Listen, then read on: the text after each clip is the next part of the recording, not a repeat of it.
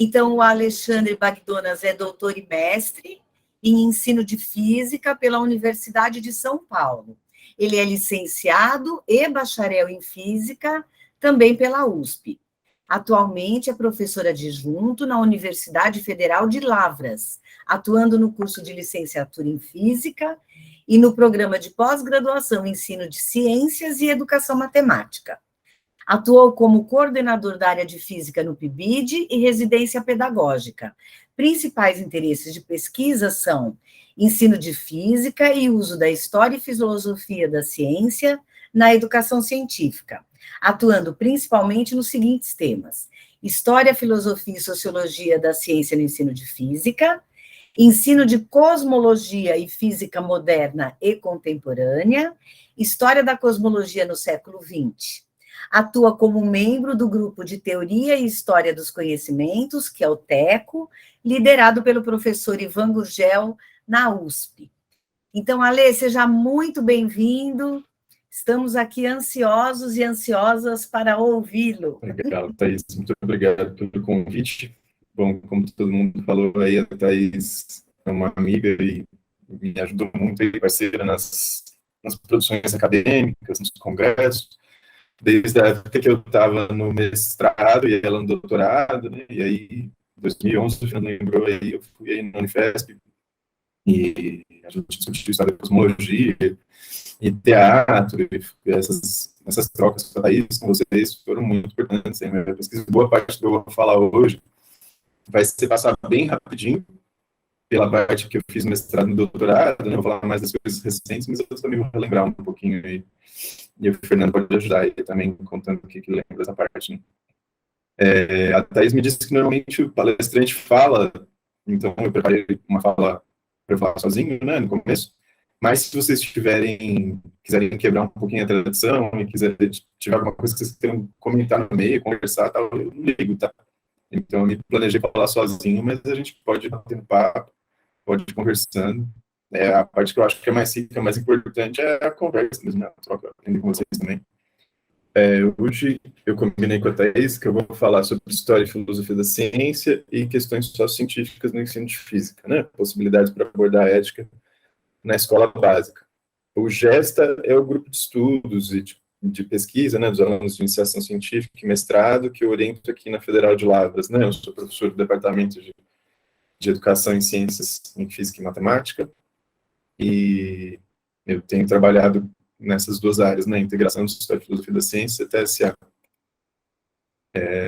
Então, eu dividi a apresentação em três partes, né? Primeiro eu vou relembrar um pouco, né, a apresentação pessoal, minha tese sobre história da cosmologia e natureza da ciência, que a gente já falou um pouquinho, né, da parte que eu convivi mais com a Thaís, na USP, Unidades, e as duas últimas partes são mais recentes, né, do que eu tenho feito aqui na UFLA. A parte mais importante é sobre CTSA, questões sociocientíficas e ética na educação, né, tentando discutir isso a partir de casos históricos.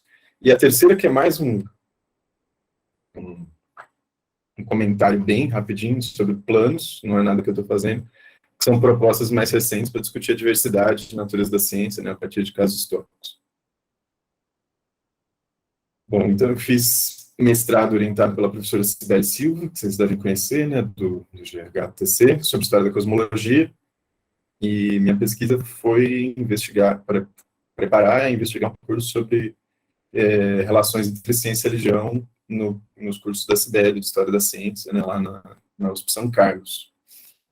E aí eu comecei a estudar a natureza da ciência, né, história da ciência, estudo de casos históricos a partir da natureza da ciência.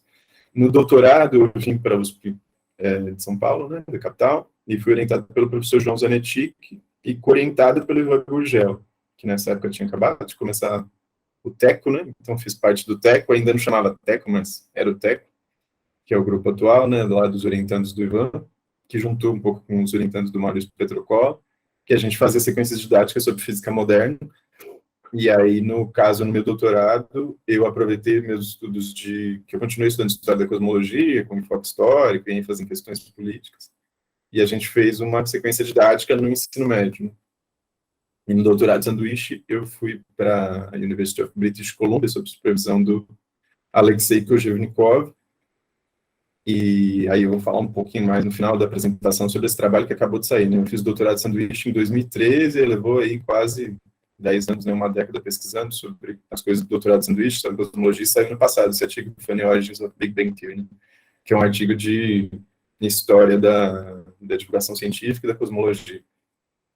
Bom, no doutorado, lá no grupo do Ivan, do Teco, a gente fez um jogo didático, né, que chama Cosmic. É um jogo que inicialmente foi pensado para educação básica, a gente investigou numa escola em São Paulo, né, perto do Butantã, escola estadual. Foi feito pelo grupo, então um jogo didático era um jeito de didatizar as discussões sobre história da cosmologia, e eu tenho continuado. O objetivo do jogo era uma história mais voltada para discutir questões socioculturais, políticas sobre a ciência, e eu tenho continuado a usar esse jogo aqui nas aulas, na UFLA, né, colegas meus, como Evandro, que fez Interunidades, está usando lá na Unifei também, e me chamou recentemente para ensinar os alunos dele a usarem e tal. É um jogo bem legal que serve para ensinar vários assuntos, além de cosmologia, se você quiser, né, com esse enfoque histórico e filosófico. Então, aí, umas fotinhas do jogo, né, eu vou falar bem pouco do jogo, porque é coisa mais antiga, já tem fala minha gravada no YouTube, artigo e tal, para quem tiver mais interesse, né, recentemente o Evandro me chamou para apresentar, ensinar a jogar o jogo, então tem no YouTube, né, essa oficina e tal, para quem quiser mais detalhes, mas ele foi investigado em 2013, em São Paulo, no Grupo Teco, e aí a gente tá aí os membros do Teco produzindo o jogo, e depois a gente lá nas aulas do Vitor, né, que é um amigo aí do Teco também, chegou a ser professor aqui na UFLA depois comigo, como professor substituto, e hoje está lá no FPR, continua sendo um parceiro, né, mas na época ele era professor de educação básica no Colégio Ana Rosa, né. Bom, então aí eu já falei sobre que o jogo foi feito no grupo de pesquisa, né, então o grupo do Maurício Petrocolo, os objetivos do jogo, e que foi feito em 2012. A estrutura do jogo, ela segue os 3 momentos pedagógicos, né, de investigação, organização e aplicação do conhecimento. Tem fichas que aparecem com textos que falam ou sobre a história ou sobre a política do que estava acontecendo na época da Primeira Guerra Mundial e da Segunda Guerra Mundial, e aí os alunos têm que debater, é um jogo de debates sobre casos históricos. E o enredo é fictício, né? Os alunos são membros, como se fossem da Fundação Rockefeller, uma subdivisão de cosmologia, o professor é o presidente da subdivisão e orienta os alunos para andar pelo tabuleiro e decidir qual país deve receber financiamento e por quê, né? Então o jogo já tinha uma certa base para discutir esse lado mais político da ciência, né? Nos casos históricos. Aí a visão global do jogo ele vai mudando conforme mudam as fases, cada fase é um período. E, como eu disse, já tem artigos e vídeos no YouTube explicando isso melhor, então nessa parte eu vou passar bem rapidinho, né, sobre a história da cosmologia. Aparecem casos como a ideia de que o Hubble descobriu a expansão do universo em 1929 e que o Einstein teria mudado de ideia graças a essa descoberta, né, uma visão bem comum sobre a história da cosmologia que aparece nos documentários, como Poeira das Estrelas. Aí o Winston conhece bem, né, tem um artigo dele analisando Poeira das Estrelas do Marcelo Gleiser, mostra essa visão da história da cosmologia, e o jogo tenta problematizar essa visão ingênua da história, discutindo que o Hubble não descobriu nada, ele nem aceitava a teoria da expansão do universo, e mostra um pouco das influências culturais, sociais, para a aceitação da teoria da expansão do universo. Bom, então, esse slide depois a Thais pode compartilhar com vocês, se vocês quiserem, tem os links para as falas no YouTube sobre aspectos do jogo, tal, tem um monte de fala sobre história da cosmologia, aspectos específicos do jogo, mas a ideia teórica que estava por trás do jogo, né, que eu vim estudando ao mesmo tempo em que a gente criava o jogo, investigava o jogo em sala de aula, era uma ideia que envolve controvérsias epistemológicas, né? A Thais falou que vocês estão estudando sobre Feyerabend, as últimas conferências aí do Feyerabend, que ele veio aqui volta atrás, e eu também estava estudando mais ou menos nessa linha ao longo do doutorado. Eu usei muito esse livro A Favor e Contra o Método, do Matteo Motellini, é um italiano, em que ele o Contra o Método foi escrito pelo Feyerabend como uma crítica ao racionalismo do Lakatos e do Popper, né? E aí o que o Motellini fez foi o Lakatos morreu antes de responder. A ideia do livro início era para eles fazerem um diálogo entre os dois, né? Em que um ia defender a tese racionalista e o outro relativista. E aí eu estudei esse livro e as cartas trocadas entre o Lakatos e o Feyerabend para posicionar essa tensão e quais as implicações didáticas para o ensino de ciências da tensão entre racionalismo e relativismo. E aí o Montelini até cria um diálogo que é bem legal de usar no ensino, né? Eu já usei às vezes no ensino superior, na forma de diálogo, que lembra do diálogo dos Galileus, tipo dos diálogos dos personagens do Galileu, né? Que é o Lakatos e o Feyerabend conversando sobre a ideia de progresso e razão, e o Lakatos defende o progresso e a razão, e os programas de pesquisa, e o Feyerabend ataca. E aí eu fiz, então, no doutorado, duas visões da história, né? Uma mais racionalista, inspirada no Lakatos, e outra mais relativista, inspirada no Feyerabend. E a ideia, então, com o Cosmic, com essa teoria que estava por trás da tese, era questionar a ideia de uma ciência neutra, objetiva, livre de influências políticas, e problematizar também o outro extremo, né? Um relativismo ingênuo, um excesso aí do relativismo, que seria um construtivismo social radical, a ideia que mostra que os cientistas seriam passivos, sem autonomia, determinados por jogos de poder e influências sociais. Né? Então, o Cosmic já foi pensado como uma maneira de discutir questões controversas sobre a natureza da ciência, numa abordagem contextual equilibrando as influências epistêmicas, né, intelectuais, mais racionais e políticas. E aí, nos últimos anos, eu continuei voltando a essa ideia, né, do Cosmic e publicando sobre essa tensão entre Lakatos e Feyerabend, a parte mais teórica, né, de natureza da ciência e controvérsias sobre a natureza da ciência. Em 2019 saiu um livro de homenagem aos 30 anos da tese do Zanetti, né? Tem um capítulo muito legal lá do André Ferrer, defendendo que com essa coisa de pós-verdade, aumento do relativismo, a gente precisa, na verdade, de história e filosofia da ciência mais do que nunca, e o meu capítulo discute a história da ciência no período entre guerras, que tem a história do Cosmic e tal, e de outros casos que eu venho estudando com meus alunos aqui na UFLA, de história da física nuclear, principalmente, além da história da cosmologia, né, na época da guerra, desenvolvendo sempre estudos de caso que integram a história e filosofia da ciência, CTSA, para problematizar essa confiança ingênua na ciência, né, a partir de casos que enfatizam o lado político da história. E aí saiu, em 2020, um artigo sobre esse estudo, né, a favor e contra o método, a tensão entre racionalismo e anarquismo epistemológico no Caderno Brasileiro de Ensino de Física. Bom, essa foi a primeira parte. Eu não marquei o tempo, mas era para ser uma parte mais curtinha mesmo, minha apresentação pessoal e falar um pouco do que eu fiz, mas a parte que eu acho que é mais interessante, que eu queria conversar mais com vocês, é que eu tenho feito depois que eu comecei aqui na UFLA, que é a parte 2, em que eu vou falar um pouquinho mais sobre esses casos que envolvem mais ciência, tecnologia, sociedade, meio ambiente, que é C e ética, né, o que eu fiz depois do doutorado. Como eu falei, fiquem à vontade, viu, gente? Se vocês quiserem perguntar qualquer coisa dessa parte, comentar e tal. Senão eu vou seguindo aqui. Bom, então vamos lá. Depois que eu cheguei aqui na UFLA, eu comecei a continuar, claro, orientei os primeiros mestrados em História e Filosofia da Ciência, seguindo a mesma linha, né? A minha primeira orientanda trabalhou com História da Cosmologia, teve um com cores, mas não era História, até que o professor Scheib, o Rani, da Federal da Bahia, que trabalha com ensino de CTSA, me encontrou no congresso e me chamou para entrar no projeto universal do CNPq, né, são parcerias de universidades, que era de ensino de CTSA, nessa ideia de integrar a História e Filosofia da Ciência CTSA.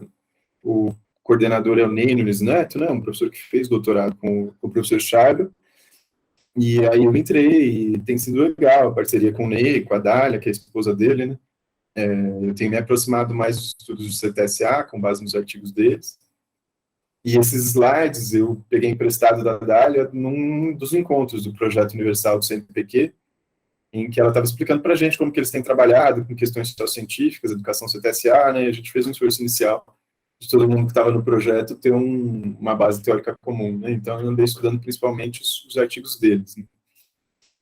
Então, que são, e pelo que a Thais me disse, vocês também estão trabalhando com isso, né, então eu vou chover um pouquinho no molhado, mas só falar o básico, né, de como eles têm enxergado essa questão.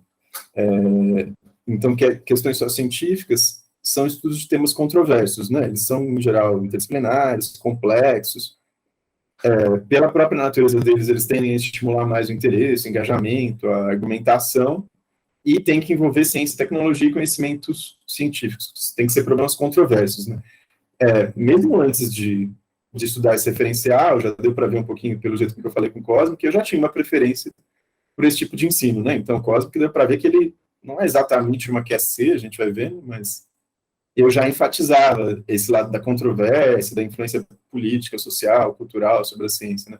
A Thaís também, o Winston também, né? É bem comum da gente no ensino de física, quando olha para um caso histórico, olhar com o olhar de professor e perceber o que tem mais de interessante naquele caso histórico. Em geral, são essas questões controversas, né? Sociais, que podem trazer discussões interessantes. Então, razão direitinho, né? Porque a gente já fazia. As características das questões sociocientíficas, né? Em geral, são um problema aberto, pouco estruturado, na forma de uma narrativa ou algo assim, que tem que contemplar uma questão de conflito atual. Aí, essa questão do atual que eu relativizei um pouco, né? Muitas das minhas questões são antigas, mas elas têm que ter uma pertinência educacional atual. Nem sempre o pessoal lá do CTSA gosta muito disso, né? Eles têm uma dificuldade com questões antigas e enxergar a pertinência deles, mas, enfim, eu tenho flexibilizado bastante esse atual, né? Mas acabou, como eu trabalho muito com história da física do século XX, eu não tive tanto problema assim, né, com essa coisa do atual. Eles viam minhas questões como razoavelmente atuais, né, e relevantes no contexto brasileiro. Tem que despertar o interesse dos estudantes, né, tem que ser um tema do cotidiano, que leva a tomada de decisão para temas controversos e que considere os conhecimentos prévios e o nível cognitivo dos estudantes adequado ao nível de ensino. E que tenha uma utilidade pedagógica, né, que possa ser usada com objetivos pedagógicos adequados. E aí, exemplos de QSCs que eles têm trabalhado lá no ensino de educação ambiental, com os colaboradores do NEM da Dália, são declínio de abelhas, espécies invasoras, poluição atmosférica, pecuária de corte no Mato Grosso, agricultura, lixo, desmatamento, queimada, poluição do Rio Tietê. E aí, quando eu apresentava esses temas para os meus alunos, para os físicos lá na Federal de Lavras, eles ficavam meio, poxa, mas isso aí tem muito mais cara de biologia, né, de química do que de física, vai ser difícil colocar a física nisso. E eu sempre achei que não. Deve ser porque eu já tenho uma formação assim que já valorizava a interdisciplinaridade e tal.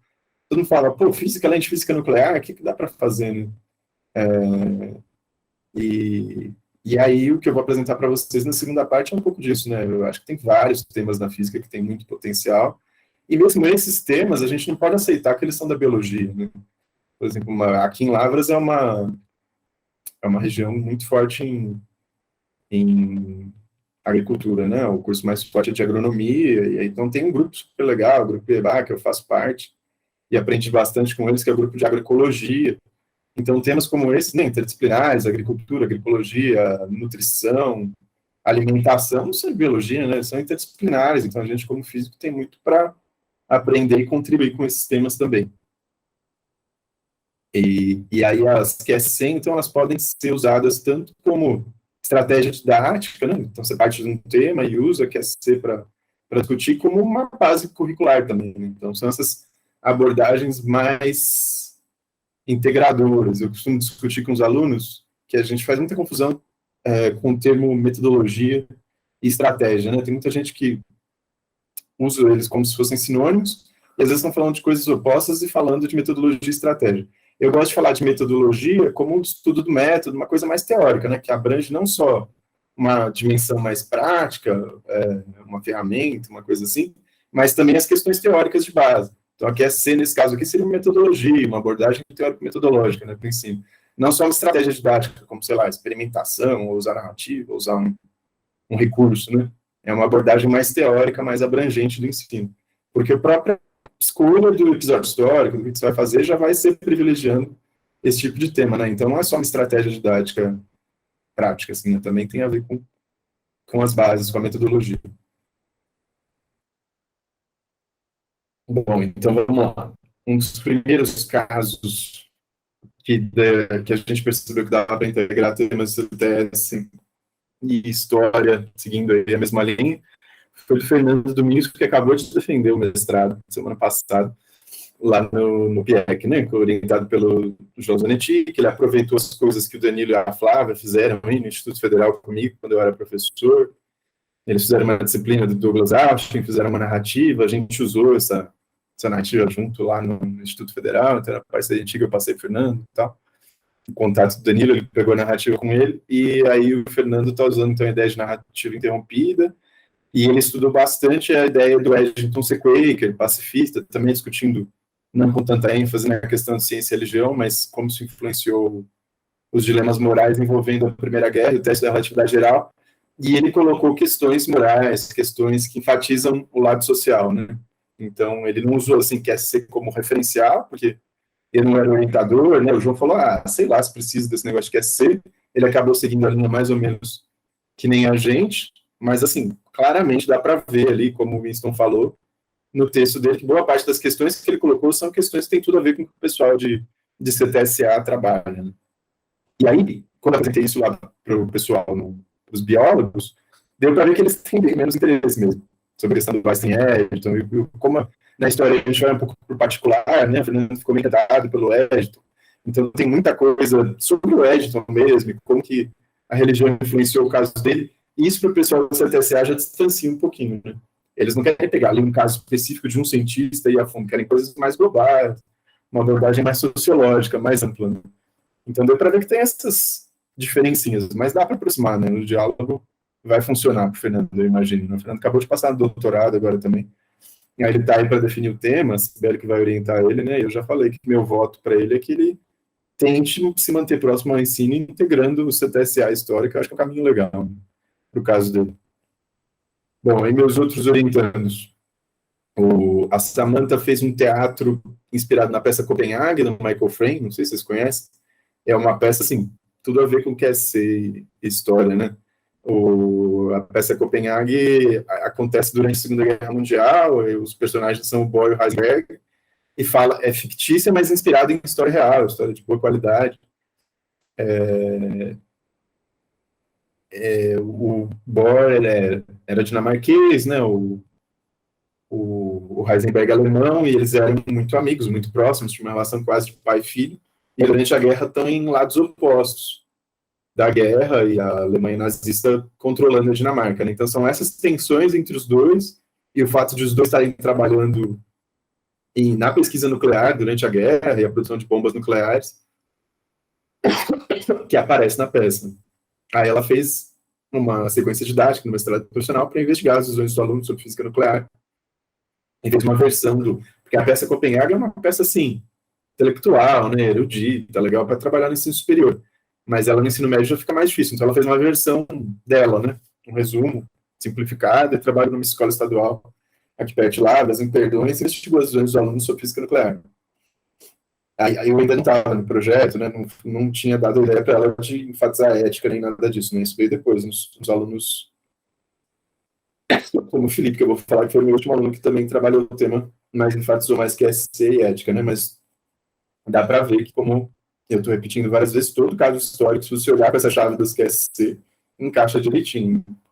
E a Maria Emília também, no mestrado profissional em ensino de física, ela pegou um livro, A Escuridão da Noite, do Edward Harrison, que é sobre história da cosmologia, né, da astronomia, e fez também uma peça de teatro, um texto mais lúdico, simples.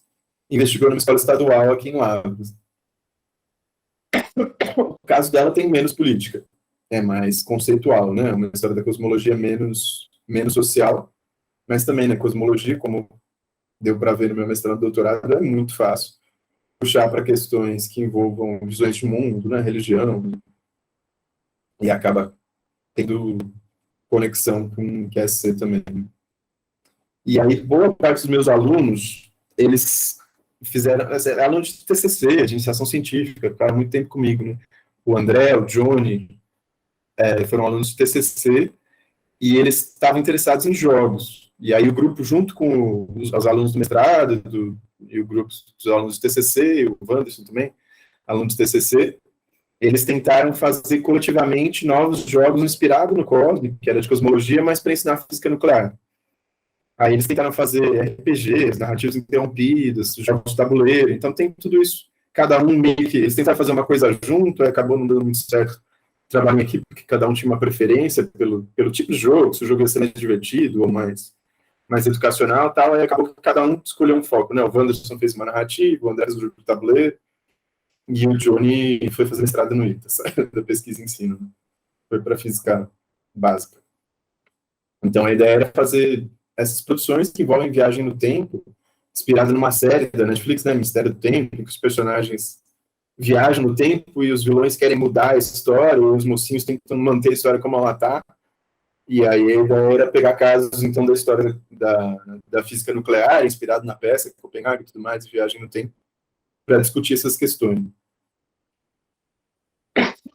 Eu falei já, né, do Bordo Heisenberg, da peça Copenhague, que inspirou o jogo, inspirou o teatro da Samantha também. E já depois de eu ter entrado no projeto do CNPq com o pessoal do NEI, o aluno que pegou essa nova leve, que eu já tinha estudado CTS, passei os referenciais e que topou, foi corajoso e colocou isso como parte central do mestrado dele, foi o Felipe. Que aí ele fez um novo jogo chamado Atomic, né? Que é uma inspiração inspirada no Cosmic, quase a mesma estrutura do jogo que a gente fez de cosmologia, mas para física nuclear, que tem cartinhas, e ele inseriu dilemas éticos e botou como ponto central do mestrado investigar as visões de ética dos alunos envolvendo bombas nucleares, né? Então o jogo tem basicamente 3 etapas principais, né? Uma é com Heisenberg, o projeto nuclear alemão, que eu já falei lá, né, inspirado na peça Copenhague. Outra é a carta que o Einstein manda para o presidente dos Estados Unidos, falando que eles, Meitner e o Otto Hahn, desenvolveram pesquisas em fissão nuclear, então é bom os americanos começarem a pensar na produção de armas nucleares. E o outro é o Oppenheimer e o projeto Manhattan, né?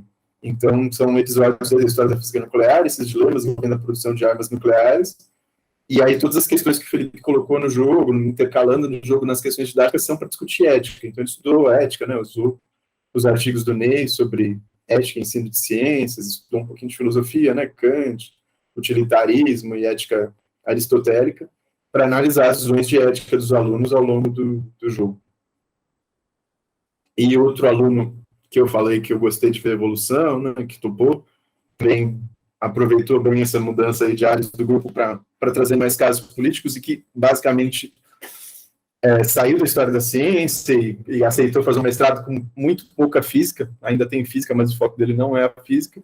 É o Alexandre Dantas, está estudando, está terminando o mestrado também, a casa na visão da física. Eu já vim ensinando sobre esse tema antes do mestrado do Alexandre, né, na disciplina de CTSA, usando a ideia de ilha de racionalidade, do Fourier, ou a aprendizagem baseada em problemas, depois que eu me aproximei do NEI, né, o pessoal lá da UFMA usa, para ensino de projetos, a ideia de aprendizagem baseada em problemas, para discutir questões ambientais na disciplina de CTSA, a partir da ideia de construção, né. Eu namorava uma arquiteta também, que estava construindo casa, um tema que era legal para mim, estava interessado por meio ambiente, construções sustentáveis, coisas assim. E aí, várias vezes que eu ministrei essa disciplina, eu fui fazendo uma sequência didática, aperfeiçoando ela, colocando novas questões, até que em 2020 eu coloquei, depois de conversar com o Ney, do pessoal lá do projeto, né, de CTSA, eu coloquei uma questão mais voltada para QSC mesmo, né, para ética, no começo do curso, que é como viver bem em Lavras. Tinha acabado de estourar a pandemia, né, estava dando aula online.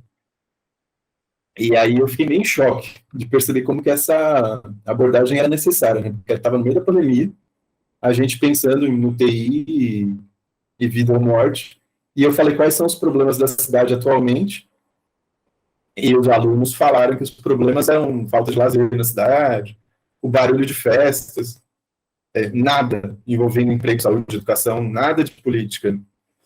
E aí eu parei pensar, meu Deus, o que está acontecendo, né? O que eu estou fazendo nas minhas aulas, que meus alunos, se eu pergunto para eles quais são os problemas da cidade, que problemas a gente pode, como professores de física, encarar, e não que seja um problema horrível, né, a falta de barulho de festa, até fazer umas sequências bacaninhas, né, sobre, sei lá, acústica, botar melhoria na janela, tá, dá para fazer uma física mais careta, uma física mais conceitual, mas não dá para ficar incomodado, né, com o fato de que, no meio de uma pandemia, e tanto problema na cabeça que eu tinha, né, de QSC, meio ambiente, energia, saneamento, e nenhum dos alunos conseguia pensar em nada que tivesse a ver com a física, que pudesse ser considerado um problema.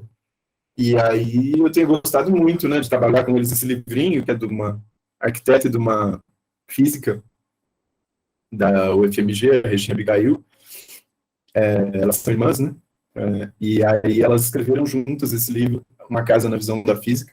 Eu fiz um curso com a autora, né, a física, e ela disse que ela tem vários livrinhos de introdução, né, autêntica, que é sempre sobre física no cotidiano, né? Tem Uma Casa na Visão da Física, o Automóvel na Visão da Física, a Terra na Visão da Física.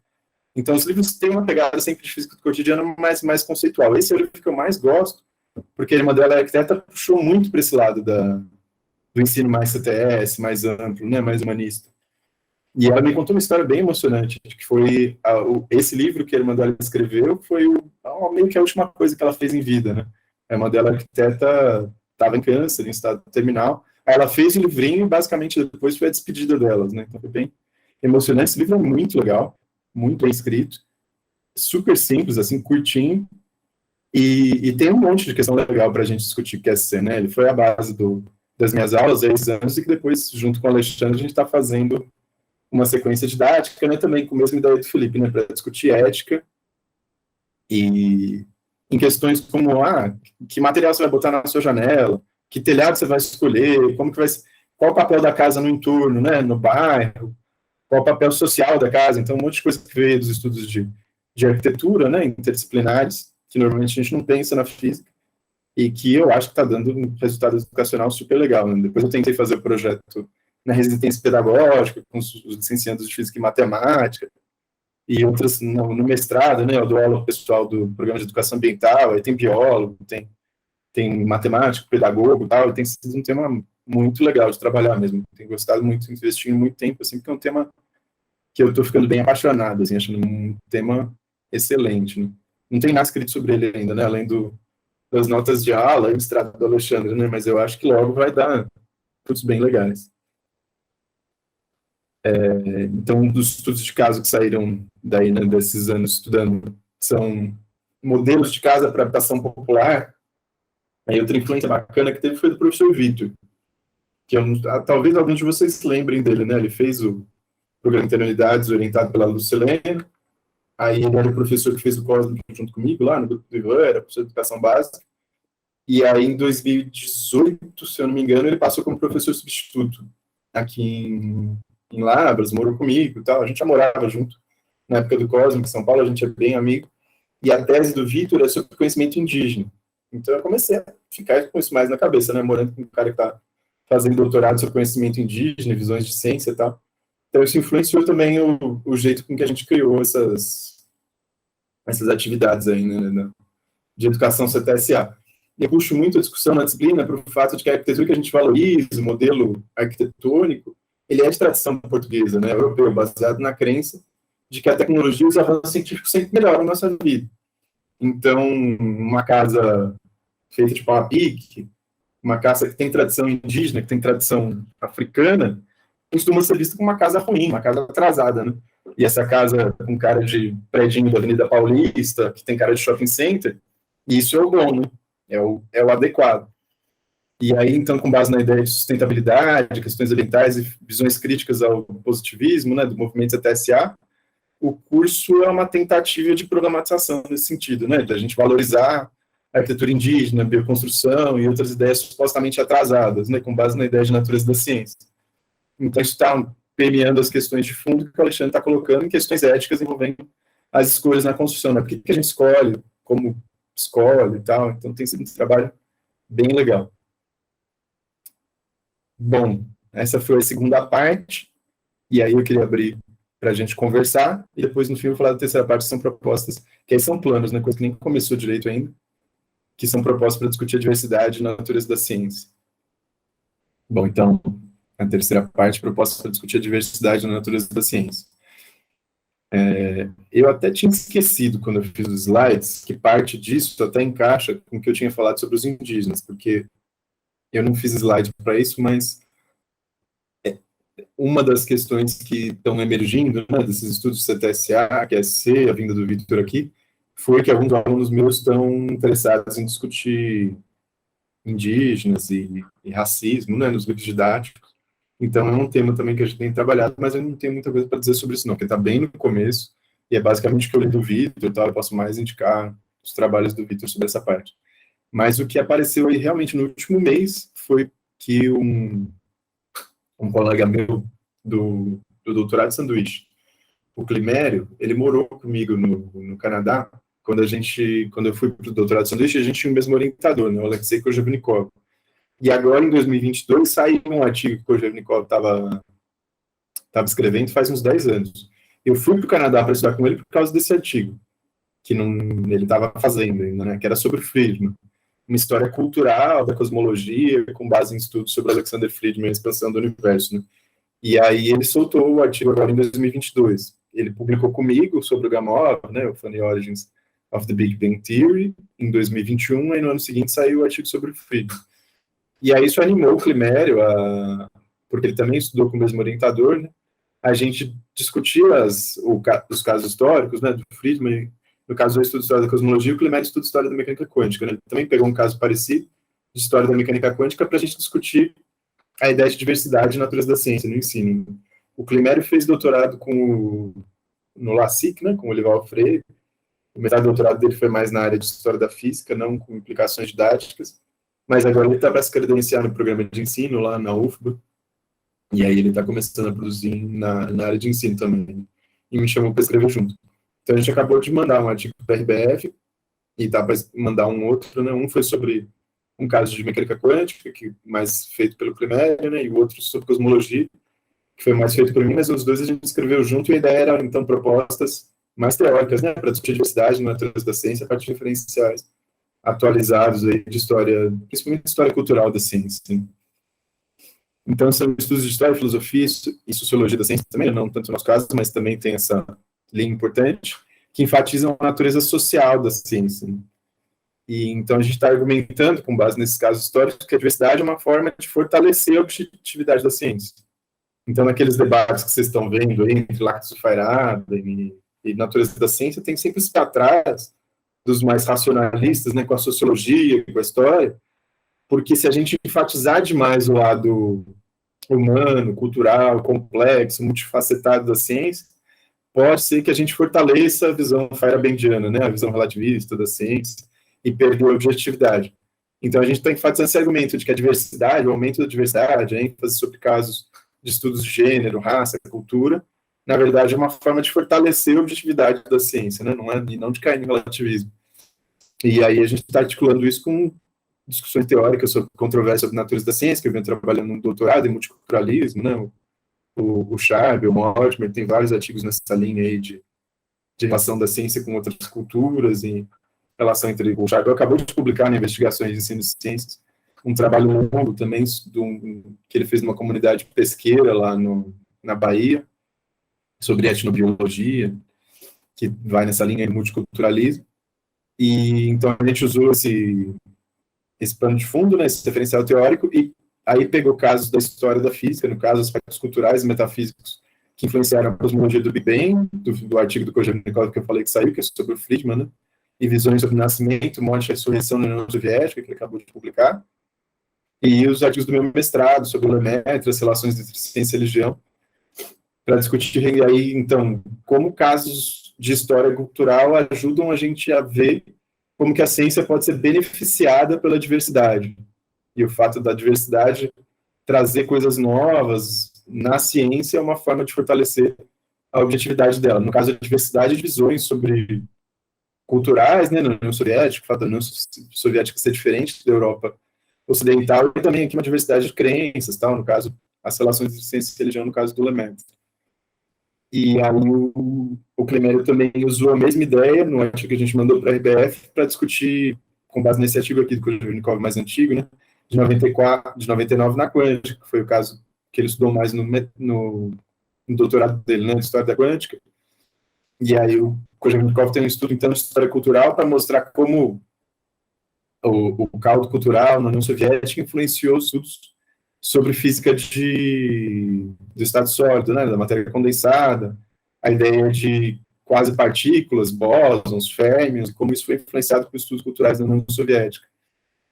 Então, a gente, né, adotou a mesma perspectiva, pegar esses estudos de caso para defender que a diversidade é importante na ciência e que a diversidade pode ser fortalecida Quer dizer, a diversidade pode fortalecer a objetividade na ciência. E aí esses dois estão no prelo, né? São artigos que a gente captar. Um a gente ainda não mandou, vai mandar para Ciência e Educação, e outro acabou de mandar para a IPF. E é isso aí, gente.